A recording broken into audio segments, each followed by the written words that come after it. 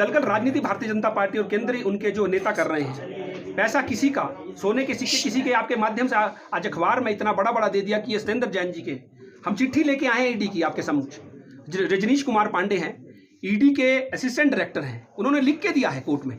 उन्होंने कहा कि हमने 7th of this month we have search and seizure at house of Satyendra Jain, और हमने we started at 10 and we over it at 130।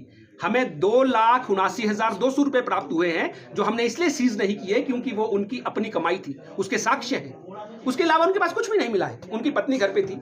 हम तो ये कह रहे हैं कि एक राजनीतिक व्यक्ति जो कर्तव्य निष्ठा से काम कर रहा है और हेल्थ की जो फील्ड है उसमें क्रांति ला रहा है, दिल्ली में नहीं पूरे प्रदेश में अलग जगा रहे हैं कि स्वास्थ्य की दिशा में कैसे सुधार होना चाहिए। आप केवल मात्र उस व्यक्ति को इसलिए राजनीति निशाना बना रहे हो कि क्यों ना क्यों आपके जो आने वाले राज्य हैं वहां चुनाव है, वहां उनकी आवाजाही बढ़ रही है।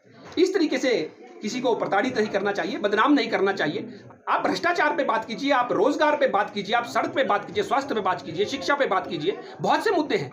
मुद्दा यह है कि सत्येंद्र जैन जी को बेवजह प्रताड़ित और बदनाम करने की कोशिश तो भारतीय जनता पार्टी द्वारा की जा रही है, वो सहन नहीं है। वो हमारे चुनाव प्रभारी भी है, हमारा एक नैतिक जिम्मेवारी उनके प्रति बनती है। जिस व्यक्ति ने पूरे हिमाचल प्रदेश के अंदर कोना कोना छांटा, हिमाचल प्रदेश के अंदर जो 5-5 बारियां, 5 साल भारतीय जनता पार्टी, 5 साल कांग्रेस की पार्टी खेलती आ रही थी, उसके लिए एक अलग से उन्होंने हिमाचल प्रदेश के जनमानस में एक अलग जगाई कि नहीं, हम ये करेंगे, हम इस चीज में सुधार करेंगे, हम स्वास्थ्य की दिशा में ये करेंगे, बहुत बुरा हाल शिक्षा का यहाँ है, हम उसमें इतनी अच्छी बेहतरी करेंगे।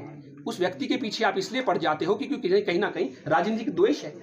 आखिरकार मैं आप लोगों के माध्यम से पूछना चाहता हूं कि राजनीतिक द्वेष के चलते आप किसी को भी बदनाम कर सकते हो। आप चौथा स्तंभ कॉन्स्टिट्यूशन का, मैं आपके माध्यम से भी आपसे भी प्रार्थना करता हूं, और मोदी जी और केंद्र नेतृत्व से मैं हाथ जोड़ के प्रार्थना करता हूं कि ऐसी दलगत राजनीति नहीं कीजिए। इस मामले में हम जन जन तक जाएंगे और उन्हें इस मामले से अवगत कराएंगे, और ये बिल्कुल भी हम सहन नहीं करने वाले। हमारा बार बार प्रेस कॉन्फ्रेंस करने का अभिप्राय, बार बार बयान देने का अभिप्राय ये है कि जितनी एजेंसियां हैं वो सारी जो हैं केंद्र सरकार के हाथों में खेल रही है।